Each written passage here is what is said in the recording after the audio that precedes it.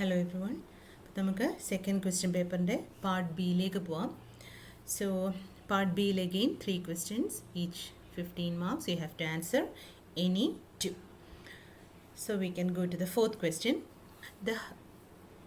The heart weight in grams of 12 female and 15 male cats are given below. Whether test whether the mean weights differ significantly. The heart weight in grams of 12 female and 15 male cats are given below. Test whether the mean weights differ significantly. ഇതാണ് question. 2 category data തന്നിട്ടുണ്ട്. ഒന്ന് female ക്യാറ്റ്സിൻ്റെ heart വെയ്റ്റും പിന്നെ mail ക്യാറ്റ്സിൻ്റെ heart വെയ്റ്റും നമ്മളോട് ചോദിച്ചേക്കുന്നത് തമ്മിൽ differ ചെയ്യുന്നുണ്ടോ. അപ്പോൾ ഉറപ്പായിട്ട് question കണ്ടാൽ തന്നെ അറിയാം ഇതൊരു ടെസ്റ്റിംഗ് ഓഫ് ഹൈപ്പോത്തസിൻ്റെ ക്വസ്റ്റ്യൻ ആണ്. നമ്മളോട് ചോദിച്ചേക്കുന്നത് 2 സാമ്പിൾസ് വന്ന പോപ്പുലേഷൻ്റെ മീൻസ് ഡിഫർ ചെയ്യുമോ എന്നതാണ് നമ്മളുടെ ക്വസ്റ്റ്യൻ. അപ്പോൾ ഉറപ്പായിട്ടും എന്താണ് ഇവിടെ ടെസ്റ്റ് ചെയ്യേണ്ട ഹൈപ്പോത്തസിസ്, ഇതൊക്കെ നിങ്ങൾ നോട്ടിൽ എഴുതേണ്ടതാണ്. Here H0 mu1 equal to mu2, where mu1 is the average heart weight of female cats and mu2 is the average heart weight of male cats. Again H1 എന്താണ് ഇവിടെ, പ്രത്യേകിച്ച് മെയിൽ ക്യാറ്റ്സിന് കൂടുതൽ heart wait ഉണ്ടോ കുറവ് heart wait ഉണ്ടോ എന്നൊന്നും ചോദിക്കാത്ത സ്ഥിതിക്ക് നമ്മുടെ H1 എന്ന് പറയുന്നത് mu1 not equal to mu2 ആണ്. ഇനിയും എങ്ങനെയാണ് ഇത് ടെസ്റ്റ് ചെയ്യേണ്ടത്? H0 mu1 equal to mu2 test ചെയ്യാനായിട്ട് നമ്മൾ 2 ടെസ്റ്റ് പഠിച്ചിട്ടുണ്ട്. Standard normal Z variate use ചെയ്ത ടെസ്റ്റും T യൂസ് ചെയ്ത ടെസ്റ്റും. Actually mu1 equal to mu2 test ചെയ്യാനായിട്ട് T യൂസ് ചെയ്യുന്ന 2 ടെസ്റ്റ് നമ്മൾ പഠിച്ചിട്ടുണ്ട് അല്ലേ. ഒന്ന് സാധാരണ ടി ടെസ്റ്റും അടുത്തത് പെയർഡ് ടി ടെസ്റ്റും. അപ്പം ഇതിൽ ഏതൊക്കെയാണ്, ഇസഡ് ആണോ യൂസ് ചെയ്യേണ്ടത്, ടി ആണോ യൂസ് ചെയ്യേണ്ടത്, ടിയിൽ തന്നെ ഏതാണ് യൂസ് ചെയ്യേണ്ടതെന്നുള്ളതാണ് ഫസ്റ്റ് നിങ്ങൾ ഡിസൈഡ് ചെയ്യേണ്ട കാര്യം. ടി ടെസ്റ്റിൻ്റെ കാര്യം പറയുമ്പം എന്തായാലും ഒന്ന് ഉറപ്പാണ്, ഇവിടെ പോപ്പുലേഷൻ്റെ എങ്ങനെയാണ് നമ്മൾ ഇസഡും ടിയും തമ്മിൽ തിരിച്ചറിയുന്നത്? 2 പോപ്പുലേഷൻസിനെയാണ് കമ്പയർ ചെയ്യാൻ പറയുന്നത്. അപ്പോൾ σ1ഉം σ2യുടെയും വാല്യൂ തന്നിട്ടുണ്ടെങ്കിൽ ഇസഡ് ടെസ്റ്റ് ആണ്. σ1 σ2യുടെ വാല്യൂ, അതായത് പോപ്പുലേഷൻ സ്റ്റാൻഡേർഡ് ഡീവിയേഷൻ്റെ വാല്യൂ തന്നിട്ടില്ലെങ്കിൽ ടി ടെസ്റ്റ് ആണ്. അപ്പോൾ ഈ ഒരു ക്വസ്റ്റ്യൻ്റെ കേസിൽ നമ്മൾ ക്വസ്റ്റ്യനിലോട്ട് ഒന്നുകൂടെ പോവുകയാണെങ്കിൽ ഇതിനകത്ത് ടി ടെസ്റ്റിനെ പറ്റിയിട്ട് ഒന്നുമേ പറഞ്ഞിട്ടില്ല അല്ലേ. സ്റ്റാൻഡേർഡ് ഡീവിയേഷനെ പറ്റിയിട്ട് ഒന്നുമേ പറഞ്ഞിട്ടില്ല. ക്വസ്റ്റ്യനകത്ത് പ്രത്യേകിച്ച് പോപ്പുലേഷൻ സ്റ്റാൻഡേർഡ് ഡീവിയേഷനെ പറ്റി മിണ്ടാത്ത സ്ഥിതിക്ക് ഉറപ്പായിട്ടും ഇത് ഇസഡ് അല്ല ടി ആണ് യൂസ് ചെയ്യേണ്ടത്. അപ്പോൾ ടി ടെസ്റ്റ് എന്തൊക്കെ ഓപ്ഷൻസ് ആയിരുന്നു ടി ടെസ്റ്റിലുണ്ടായിരുന്നത്? Just check and see. സ്റ്റാറ്റിസ്റ്റിക്കലിൽ പോയിട്ട് ടി ടെസ്റ്റ് എടുത്ത് നോക്കി. ടി ടെസ്റ്റ് എന്ന് പറയുന്നത് ടി ടെസ്റ്റിൽ അറേ 1 എന്ന് വെച്ചാൽ ഫസ്റ്റ് സാമ്പിൾ വാല്യൂസ്, അറേ 2 എന്ന് പറയുന്നത് സെക്കൻഡ് സാമ്പിൾ വാല്യൂസ്, ടെയിൽ എന്ന് പറയുന്നത് സ്പെസിഫൈ ചെയ്യുന്നത് എന്തായിരുന്നു? നമ്മളുടെ H1 greater than mu1 greater than mu2 mu1 less than mu2 ആണ് ടെയിൽ 1 എന്ന് കൊടുക്കണം. H1 mu1 not equal to mu2 ആണെങ്കിൽ ടെയിൽ 2 എന്ന് കൊടുക്കണം. അപ്പോൾ അതാണ് ടെയിൽ. ഇനി ടൈപ്പ് എന്തായിരുന്നു? ടൈപ്പിലൊന്ന് ക്ലിക്ക് ചെയ്തേ. ടൈപ്പിൽ ആക്ച്വലി നമുക്ക് 3 ഓപ്ഷൻസ് ഉണ്ട്. ടൈപ്പിനകത്ത് നമ്മൾ 1 എന്ന് കൊടുക്കുകയാണെങ്കിൽ പെയർഡ് ടി ടെസ്റ്റ് ആയിരിക്കും നടത്തുന്നത്. ടൈപ്പിനകത്ത് 2 എന്ന് കൊടുത്താൽ ഈക്വൽ വേരിയൻസ് ആയിരിക്കും, അതായത് T test for equal variance ആയിരിക്കും, അല്ലെങ്കിൽ 2 sample T test for unequal variance ആയിരിക്കും. അപ്പോൾ ടി ടെസ്റ്റിൽ തന്നെ ഈ 3-ൽ ഏതാണ് യൂസ് ചെയ്യേണ്ടതെന്നുള്ളത് നമ്മൾ തീരുമാനിക്കണം. അപ്പോൾ ഇവിടെ ഉറപ്പായിട്ടും പെയർഡ് ടി ടെസ്റ്റ് എപ്പോഴാണ് നമ്മൾ നടത്തുക? ഒരേ ഗ്രൂപ്പ് തന്നെ അണ്ടർഗോ ചെയ്യുന്ന 2 ഡിഫറെൻറ്റ് സിനാരിയോസിനെ കമ്പയർ ചെയ്യാൻ അല്ലേ. ഉറപ്പായിട്ടും പെയർഡ് ടി ടെസ്റ്റ് ആണെങ്കിൽ സാമ്പിളിൻ്റെ നമ്പർ രണ്ടും ഈക്വൽ ആയിരിക്കും. രണ്ടിനകത്തും ഈക്വൽ ആയിരിക്കും എന്ന് മാത്രമല്ല, രണ്ടും ഇൻഡിപെൻഡൻ്റ് ആയിരിക്കും, അതായത് ഡിപ്പെൻഡൻറ്റ് സാമ്പിൾസ് ആയിരിക്കും. ഒരേ ഗ്രൂപ്പ് ക്ലാസ്സിന് മുന്നേ ഉള്ള എക്സാം, ക്ലാസ്സിന് ശേഷമുള്ള എക്സാം, ഈ രീതിയിൽ. ഓക്കെ, അപ്പോൾ ഇവിടെ പെയർഡ് അല്ല എന്നുള്ളത് ഉറപ്പായി. കാരണം ഇവിടുത്തെ നമ്മൾ 2 സാമ്പിൾ സൈസ് 2 ആണല്ലേ, ഒരെണ്ണം കുറച്ചേ ഉള്ളൂ, മറ്റേത് ഒത്തിരി കൂടുതലുണ്ട്. മെയിൽ ക്യാറ്റ്സിൻ്റെ നമ്പർ കൂടുതലാണ്. അപ്പോൾ അടുത്ത ക്വസ്റ്റ്യൻ വരുന്നത്, പെയർഡ് അല്ല എങ്കിൽ ഈക്വൽ വേരിയൻസ് എടുക്കുമോ അൺഈക്വൽ വേരിയൻസ് എടുക്കുമോ? ഇത് കണ്ടുപിടിക്കാനായിട്ട് നിങ്ങൾ ചെയ്യേണ്ടത് എന്നു വെച്ചാൽ തന്നിരിക്കുന്ന സാമ്പിൾ വാല്യൂസിൻ്റെ വേരിയൻസ് ആദ്യം കണ്ടുപിടിക്കണം. ഓക്കെ, അപ്പോൾ ഇവിടെ വേരിയൻസ് കണ്ടുപിടിക്കാൻ നമുക്ക് വേരിയൻസ് 1 എന്നും വേരിയൻസ് 2 എന്നും കൊടുക്കാം. അതിന് 2 സാമ്പിൾ വാല്യൂസിൻ്റെയും വേരിയൻസ് കണ്ടുപിടിക്കാം. വേരിയൻസ് 1 എന്ന് പറഞ്ഞാൽ എങ്ങനെയാണ് വേരിയൻസ് കണ്ടുപിടിക്കുന്നത്? മോർ ഫംഗ്ഷൻ സ്റ്റാറ്റിസ്റ്റിക്കൽ വാർപി എന്നൊരെണ്ണമുണ്ട്. വാർപി വെച്ചിട്ട് കണ്ടുപിടിച്ചാൽ മതി. വാർപിയിൽ പോയിട്ട് നമ്മളുടെ സാമ്പിൾ വാല്യൂസ് എല്ലാം സെലക്ട് ചെയ്താൽ ആദ്യത്തേൻ്റെ വേരിയൻസ് കിട്ടും, വിച്ച് ഇസ് 1.42.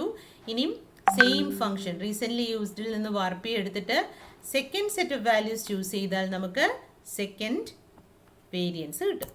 അപ്പോൾ ഇവിടെ നോക്കൂ, വേരിയൻസ് തമ്മിൽ സിഗ്നിഫിക്കൻറ്റ് ഡിഫറൻസ് ആണ്. അപ്പോൾ നിങ്ങൾ നോട്ടിൽ എന്താ എഴുതണ്ടേ?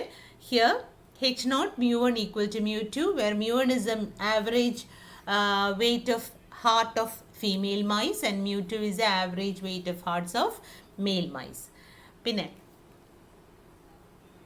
വേരിയൻസ് the sample അല്ലെങ്കിൽ variance of the first group is equal to 1.43076. Variance of the second group is 5.89327. Clearly they are not equal.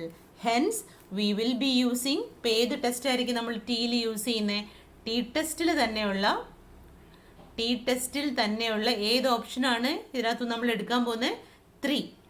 Unequal variance. T-test for 2-sample t-test for unequal variance will be used. H1 എന്താ? H1 എന്ന് പറയുന്നത് error വന്നു ഇവിടെ. H1 mu1 not equal to mu2. അപ്പോൾ ഇത്രയും ആയി കഴിഞ്ഞാൽ നമുക്ക് നേരെ പോയിട്ട് ടി ടെസ്റ്റ് ചെയ്യാം. ടി ടെസ്റ്റ് ചെയ്യുമ്പോൾ നമുക്ക് എന്താണ് ആൻസർ ആയിട്ട് കിട്ടുന്നത്? ഏതൊരു ടെസ്റ്റിംഗ് പിന്നെ ഫംഗ്ഷൻ്റെയും ആൻസർ എന്ന് പറയുന്നത് പി വാല്യൂ ആയിരിക്കും. അപ്പോൾ പി വാല്യൂ എന്ന് എഴുതിയ ശേഷം അതിൻ്റെ റൈറ്റ് സൈഡിൽ പോയിട്ട് അഗെയിൻ ടി ടെസ്റ്റ് ഓൾറെഡി നമ്മൾ എടുത്തു കഴിഞ്ഞു. അതെടുത്തിട്ട് array 1 ഫസ്റ്റ് സെറ്റ് വാല്യൂസ് കൊടുക്കുക, array 2 സെക്കൻഡ് സെറ്റ് വാല്യൂസ് കൊടുക്കുക. പിന്നെന്താ കൊടുക്കേണ്ടത്? ടെയിൽസ്. നമ്മുടെ mu1 not equal to mu2 ആണ്. അപ്പോൾ ടെയിൽ 2 ആണ്. ടൈപ്പ് എന്ന് പറയുന്നത് ഏതാണെന്ന് നമ്മളിപ്പോൾ ഡിസൈഡ് ചെയ്തത് 3 ആണ് അല്ലേ? Unequal variance. Okay, so this is your P value. എന്താണ് ഇവിടെ ആൽഫ ക്വസ്റ്റ്യനിൽ പ്രത്യേകിച്ച് ഒന്നും പറയാത്ത സ്ഥിതിക്ക് ആൻസർ ഷീറ്റിനകത്ത് എഴുതണം take the significance level comma alpha equal to 0.05. ഇനി എങ്ങനെയാണ് നമ്മൾ കൺക്ലൂഡ് ചെയ്യുന്നത്? പി വാല്യൂ ആൽഫയെക്കാട്ടിൽ കുറവാണെങ്കിൽ H0 റിജക്റ്റ് ചെയ്യും. അപ്പം നമ്മളുടെ പി വാല്യൂ എന്ന് പറയുന്നത് ക്ലിയർ ആയിട്ടും ആൽഫ എന്തായിരുന്നു? സിഗ്നിഫിക്കൻസ് ലെവൽ എന്ന് പറയുന്നത് എന്തായിരുന്നു? 0.05. രണ്ടും കൂടെ കമ്പയർ ചെയ്തേ. ക്ലിയർ ആയിട്ടും പി വാല്യൂ സിഗ്നിഫിക്കൻസ് ലെവലിനെക്കാട്ടിൽ കുറവാണ്. അപ്പോൾ അത് ആൻസർ ഷീറ്റിൽ എഴുതണം. Here P value is less than alpha. Hence എന്താ കൺക്ലൂഷൻ? പി വാല്യൂ തീരെ ചെറുതാണെങ്കിൽ H0 റിജക്റ്റ് ചെയ്യും. Hence H0 is rejected.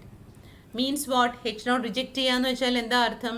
The average weight of hearts of male cats and female cats differ significantly അല്ലേ? Equal ആണെന്നുള്ളതിനെ നമ്മൾ reject ചെയ്തു, അതുകൊണ്ട് unequal ആണെന്നുള്ളത് നമ്മൾ അക്സെപ്റ്റ് ചെയ്തു. That's all. അതോടുകൂടി ആൻസർ തരുന്നു. എന്താണോ കൺക്ലൂഷൻ അത് ആൻസർ ഷീറ്റിൽ എഴുതിയിരിക്കണം. അത് എത്ര ആയി കഴിയുമ്പോൾ ടീച്ചറിനെ വിളിക്കുക, കാണിക്കുക. ടീച്ചർ അപ്പം തന്നെ അതിൻ്റെ ഇവാലുവേഷൻ പറയും. ഓക്കെ, സോ അതാണ് ക്വസ്റ്റ്യൻ നമ്പർ 4. ഇനി നമുക്ക് ക്വസ്റ്റ്യൻ നമ്പർ 5 എന്താന്ന് നോക്കാം. The following data gives the samples of lead content in air at a place in 3 seasons. Analyze the data to compare the effect of the 3 seasons on lead content after checking the validity of assumption. Actually നമ്മൾ validity of assumption പൊതുവെ അങ്ങനെ check ചെയ്യാറില്ല. നമ്മൾ സാധാരണഗതിയിൽ ഇങ്ങനെ ഒരു question കിട്ടിയാൽ എനോവ അങ്ങ് ചെയ്യാറേ ഉള്ളൂ. ഇവിടെ മൂന്നെണ്ണം അതായത് 3 പിന്നെ സീസൺസിൻ്റെ എഫക്റ്റ് കമ്പയർ ചെയ്യാനാണ്. ഇപ്പോൾ 2ൽ കൂടുതൽ കമ്പാരിസൺ ഉള്ളപ്പോഴെല്ലാം നമ്മൾ യൂസ് ചെയ്യേണ്ടത് അനോവയാണ്. ഇവിടെ ഒരേ ഒരു ഫാക്ടർ മാത്രമേ ഉള്ളൂ. ഏതാണ് ആ ഫാക്ടർ? സീസൺ. അപ്പോൾ ഒറ്റ ഫാക്ടറിനെ ബേസ്ഡ് അനോവ ആയ സ്ഥിതിക്ക് ഇതൊരു 1 വേ അനോവയാണ്. അപ്പോൾ 1 വേ അനോവ വെച്ചിട്ട് ഇതിനെ അനലൈസ് ചെയ്ത് നമുക്കതിൻ്റെ റിസൾട്ട് വരാം. വാലിഡിറ്റി ഓഫ് അസംഷൻ ആക്ച്വലി നമ്മൾ നോർമൽസി ഒന്നും നമ്മളങ്ങനെ ചെക്ക് ചെയ്ത് നോക്കുന്ന ഒരു സിസ്റ്റം സബ്സിഡിയറി ലെവലിലില്ല. അതുകൊണ്ട് I think you needn't worry about that. അപ്പം നമുക്ക് ഈ ഡേറ്റ കിട്ടിയാൽ 1 വേ അനോവയാണ്. എങ്ങനെയാണ് നമ്മൾ എങ്ങനെയാണ് നമ്മൾ കൺക്ലൂഡ് ചെയ്തത്? 2 mu1 ഈക്വൽ ടു mu2 വരെ മാത്രമേ ടി ടെസ്റ്റ് ഇസഡ് ടെസ്റ്റും ഒക്കെ ഉള്ളൂ. 2ൽ കൂടുതൽ കേസസിനെ കമ്പയർ ചെയ്യുക, അതിൻ്റെ എഫക്റ്റ് കമ്പയർ ചെയ്യുക എന്നൊക്കെ പറഞ്ഞ് ക്വസ്റ്റ്യൻ വന്നാൽ അനോവ തന്നെ ആയിരിക്കും. അപ്പോൾ ഇവിടെ ഒറ്റ ഫാക്ടറേ ഉള്ളൂ, അതുകൊണ്ട് 1 വേ അനോവയാണ്. അപ്പം നേരെ എക്സലിൽ പോവുക. ഞാൻ ഡേറ്റ ഓൾറെഡി എൻ്റർ ചെയ്ത് വെച്ചു. 1 വേ അനോവയ്ക്ക് വേണ്ടിയിട്ട് നമ്മൾ ഡേറ്റ എൻ്റർ ചെയ്ത് വെച്ചു. ഡേറ്റ എൻ്റർ ചെയ്യുമ്പം വാല്യൂസ് കറക്റ്റ് ആണെന്നുള്ളത് ചെക്ക് ചെയ്യണം. ഓക്കെ. സോ എൻ്റർ ചെയ്ത ശേഷം എന്താ ചെയ്യേണ്ടത്? ഡേറ്റയിൽ പോയിട്ട് ഡേറ്റ അനാലിസിസ് ടൂൾ പാക്ക് എടുത്തിട്ട് അനോവ സിംഗിൾ ഫാക്ടർ എടുക്കുക. ഇൻപുട്ട് റേഞ്ച് മൊത്തമായിട്ട് കൊടുക്കുക. ഇൻപുട്ട് റേഞ്ച് കംപ്ലീറ്റ് ആയിട്ട് കൊടുക്കുക. എന്നിട്ട് എന്ത് ചെയ്യണം? ഇവിടെ എങ്ങനെയാണ്, കോളമായിട്ടാണോ റോസ് ആയിട്ടാണോ ഡേറ്റ ഡിവൈഡ് ചെയ്തേക്കുന്നത്? റോസ് ആയിട്ടാണ് അല്ലേ? ഓരോ സീസണും ഓരോ റോയിലാണ് കിടക്കുന്നത്. അപ്പോൾ റോ എന്ന് പറഞ്ഞ ഓപ്ഷൻ എടുക്കുക. ആൽഫ 0.05 തന്നെ ഔട്ട്പുട്ട് റേഞ്ചിൽ പോയിട്ട് ക്ലിക്ക് ചെയ്തിട്ട് ആൻസർ വരേണ്ട സെല്ല് ചൂസ് ചെയ്യാം. ഓക്കെ, എവിടെയാണോ നമുക്ക് ആൻസർ വരേണ്ടത് അവിടെ നമ്മൾ സെൽ ചൂസ് ചെയ്തു, ഓക്കെ കൊടുത്തു, and you will get the answer. So this is your ANOVA. Okay, ഈ കളേർഡ് ആയിട്ട് കിടക്കുന്നതാണ് അനോവ. എന്താണ് ഇവിടുത്തെ P value? P value again extremely small ആണ്. 4.6 × 10⁻⁻06 ആണ്. അപ്പോൾ ആൽഫയെക്കാട്ടി ഭയങ്കര കുറവായതുകൊണ്ട് ഇവിടെയും അനോവയെ നമ്മൾ റിജക്റ്റ് ചെയ്തു. അതിരിക്കട്ടെ, അനോവയിലേക്ക് പോകുമ്പം ആൻസർ ഷീറ്റിൽ എന്തൊക്കെ വേണം? ആദ്യം തന്നെ നിങ്ങൾ alpha 1, alpha 2, let alpha 1, alpha 2 and alpha 3 be the effects of the 3 seasons. ഏതൊക്കെയായിരുന്നു നമ്മുടെ 3 season? Summer, winter and monsoon. Therefore H0 എന്താണെന്നുള്ളത് ആൻസർ ഷീറ്റിൽ കമ്പൽസറി ആയിട്ട് എഴുതിയിരിക്കണം, അല്ലെങ്കിൽ മാർക്ക് കിട്ടില്ല. ദെയർഫോർ H0 എന്താ? The effects alpha 1 equal to alpha 2 equal to alpha 3. അതാണ് H0. അതിന് നമുക്ക് വേർഡ്സിൽ നൊട്ടേഷൻ വൈസ് എഴുതുകയാണെങ്കിൽ alpha 1 equal to alpha 2 equal to alpha 3. വേർഡ്സിൽ എഴുതുകയാണെങ്കിൽ എങ്ങനെ നമ്മൾ H0 എഴുതും? H0 effects of the 3 season are the same. Effects of the 3 seasons are the same അല്ലേ?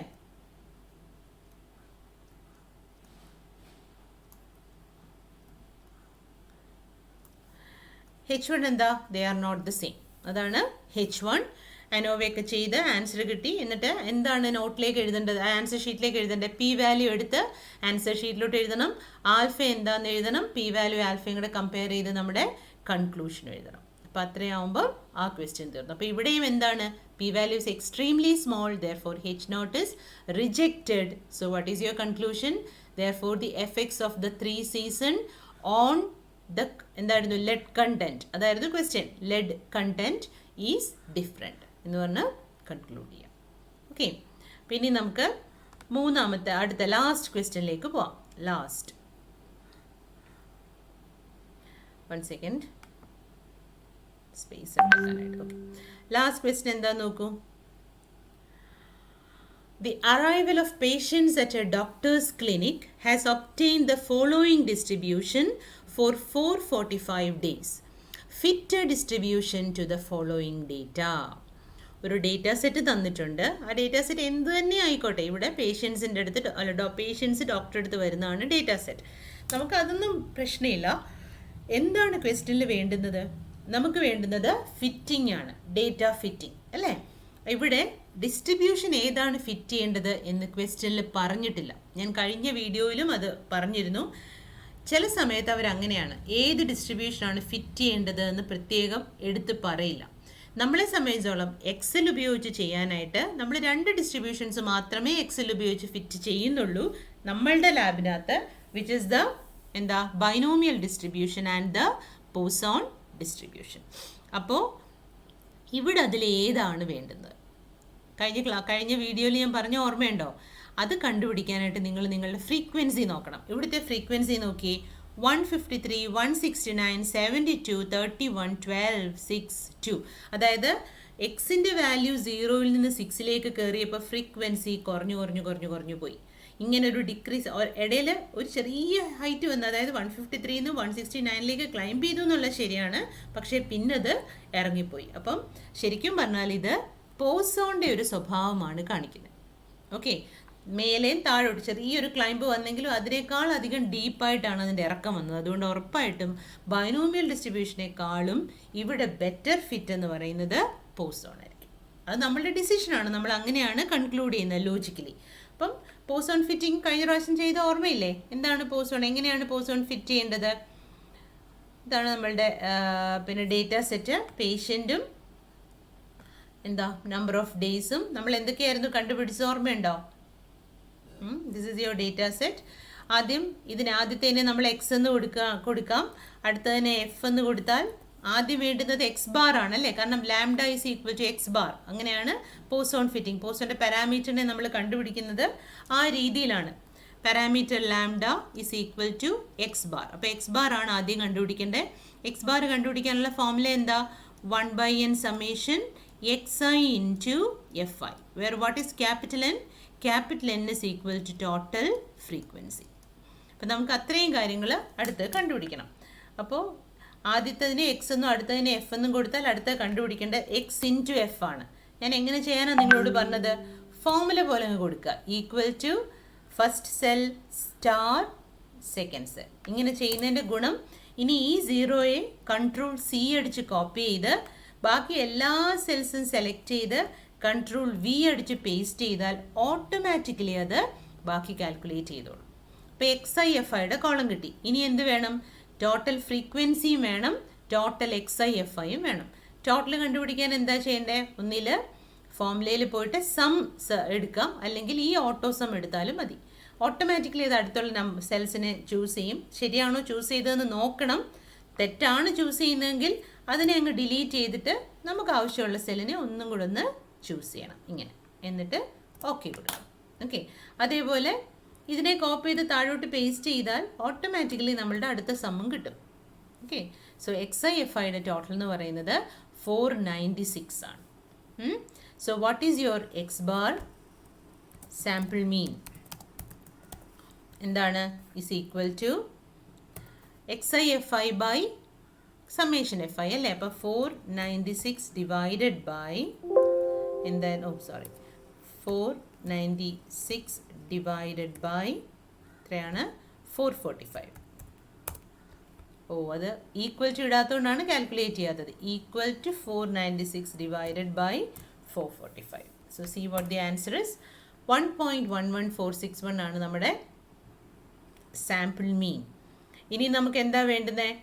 എഫ് എക്സിൻ്റെ വാല്യൂ അല്ലേ, ഡിസ്ട്രിബ്യൂഷൻ, പോസോൺ ഡിസ്ട്രിബ്യൂഷൻ്റെ ഓരോ എക്സിനും കറസ്പോണ്ടിങ് ആയിട്ടുള്ള പോസോൺ ഡിസ്ട്രിബ്യൂഷൻ്റെ വാല്യൂ കണ്ടുപിടിക്കണം. അതിന് ഏത് ഫംഗ്ഷൻ യൂസ് ചെയ്യണം? പോസോൺ ഡിസ്റ്റ് എന്ന് പറഞ്ഞ ഫംഗ്ഷൻ യൂസ് ചെയ്യുക. എക്സിന് സെലക്ട് ചെയ്ത് കൊടുക്കുക ഫസ്റ്റ് സെൽ, മീനിൻ്റെ സ്ഥാനത്ത് നമ്മളുടെ വാല്യൂ ഇടുക, ക്യുമുലേറ്റീവിൻ്റെ സ്ഥാനത്ത് ഫോൾസ് കൊടുക്കുക, ഓക്കെ കൊടുക്കുക. So this is your F X. അതിനെ കൺട്രോൾ സി വെച്ച് കോപ്പി ചെയ്ത് ബാക്കി ആവശ്യമുള്ള സെൽസ് അത്രയും ചൂസ് ചെയ്ത് കൺട്രോൾ വി ചെയ്താൽ automatically you get the values. ഇനി ലാസ്റ്റ് വൺ എന്താണ്? തിയറിറ്റിക്കൽ ഫ്രീക്വൻസി അല്ലേ. അതിനെ എന്ത് ചെയ്യണം? It is equal to capital N into F X. Capital N എത്ര ആയിരുന്നു total frequency? 445. So it is equal to, ഇവിടെ ഒരു പ്രശ്നമാണ്. നിങ്ങൾ പോയി 445നെ ചൂസ് ചെയ്തിട്ട് സ്റ്റാർ ഇത് എന്ന് ചൂസ് ചെയ്താൽ ആൻസർ, ഒന്നാമത്തേൻ്റെ ആൻസർ കറക്റ്റാണ്. പക്ഷേ ഇതിനെ ഒന്ന് കോപ്പി ചെയ്ത് പേസ്റ്റ് ചെയ്ത് നോക്കി, നിങ്ങൾക്കിപ്പോൾ തെറ്റ് വരും. എന്തുകൊണ്ടാണ് ഇങ്ങനെ വരുന്നതെന്നറിയാമോ? നമ്മളുടെ ഈ സെല്ല് നമ്മൾ ആ ഫോമുല ഇട്ട് കൊടുത്തപ്പം നോക്ക് കളർ വന്നേക്കുന്നുണ്ടോ? ഈ സെൽ ഇൻറ്റു ഈ സെൽ, അതാണ്, അതായത് light blue cell into light orange cell multiply ചെയ്തതാണ് ഈ ആൻസർ. അതിനെ കോപ്പി പേസ്റ്റ് ചെയ്ത് റൈറ്റിലോട്ട് പോകുമ്പോൾ അതനുസരിച്ച് ഈ രണ്ട് സെല്ലും റൈറ്റിലേക്ക് നീങ്ങും. അടുത്ത ഒന്ന് സെലക്ട് ചെയ്തിട്ട് ക്ലിക്ക് ചെയ്ത് നോക്കി, ഇവിടെ കണ്ടോ എന്താ സംഭവിച്ചത്?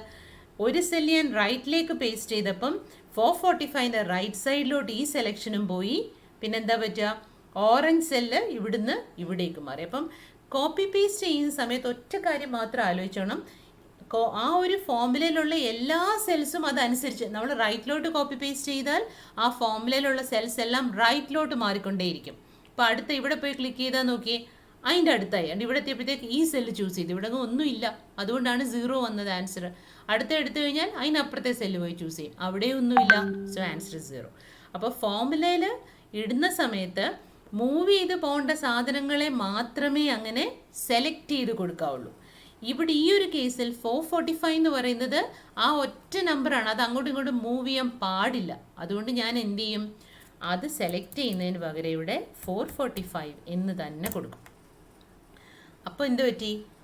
445 ഇൻറ്റു ഈ സെൽ വന്നു. ഇനി ഇതിനെ ഞാൻ കൺട്രോൾ സി അടിച്ച് അടുത്തടുത്തോട്ട് പേസ്റ്റ് ചെയ്യുമ്പോൾ നോക്ക് എന്താ സംഭവിക്കുകയെന്ന്. എനിക്ക് തെറ്റാതെ ആൻസർ കിട്ടും. കാരണം എന്താ? ഇങ്ങോട്ട് മാറിയപ്പോൾ പേസ്റ്റ് ചെയ്ത സമയത്ത് ഒരു സെൽ മാത്രമല്ലേ ഉള്ളൂ റെഫറൻസിലുള്ളത്, അത് റൈറ്റിലേക്ക് മാറി, അത് കറക്റ്റാണ്. മറ്റേ ഇവിടെ എന്താ 445 എന്നുള്ള നമ്പർ കൊടുത്ത സ്ഥിതിക്ക് ഇവിടെ എറർ ഒന്നും വന്നില്ല. Again girls what I have to say is that ഇങ്ങനെ കോപ്പി പേസ്റ്റ് ചെയ്യണ്ട. നിങ്ങൾക്ക് ഞാൻ എളുപ്പ വഴിയും കൂടെ പറഞ്ഞു തരുന്നതാണ്, അത് മനസ്സിലാവുന്നവർക്ക്. നിങ്ങൾക്കത് മനസ്സിലായില്ല എന്നാണെങ്കിൽ ഓരോ സെല്ലിൻ്റെ അടിയിൽ ചെന്ന് എന്ത് ചെയ്യണം, is equal to 445 into FX. FXൻ്റെ വാല്യൂ എന്താ 0.32804. ഓക്കെ, അടുത്തത് ഈക്വൽ ടു 445 ഇൻറ്റു അടുത്ത വാല്യൂ എത്ര 0.36564. ഓക്കെ, ഇങ്ങനെ ഓരോന്നോരോന്നായിട്ട് വേണമെങ്കിലും ഈ വാല്യൂസ് കണ്ടുപിടിക്കാം. അങ്ങനെ നമുക്ക് തിയറട്ടിക്കൽ ഫ്രീക്വൻസീസ് എല്ലാം കിട്ടും. അതിനുശേഷം എന്ത് ചെയ്യണം, ആ തിയറട്ടിക്കൽ ഫ്രീക്വൻസി ന്യൂമറിക്കൽ പ്രോബ്ലംസ് ചെയ്യുന്ന അതേ മെത്തേഡിൽ തിയറട്ടിക്കൽ ഫ്രീക്വൻസീസിനെ റൗണ്ട് ചെയ്ത് ഹോൾ നമ്പേഴ്സ് ആക്കി ടോട്ടൽ 445 തന്നെ വരുന്ന രീതിയിൽ റൗണ്ട് ചെയ്ത് ഹോൾ നമ്പേഴ്സ് ആക്കി വയ്ക്കണം. ഓക്കെ, സോ ഇങ്ങനെ ഇതാണ് second question paper. I think everything is clear for you. So വേറൊരു third question paper I think I better. Okay, let me see. We can discuss one more question paper because there are some other type of problems that I've seen. അങ്ങനത്തെ questions ഉള്ള ഏതെങ്കിലും question paper ഉണ്ടോ എന്ന് ഞാനൊന്ന് നോക്കട്ടെ. So that's all for now, girls. Bye.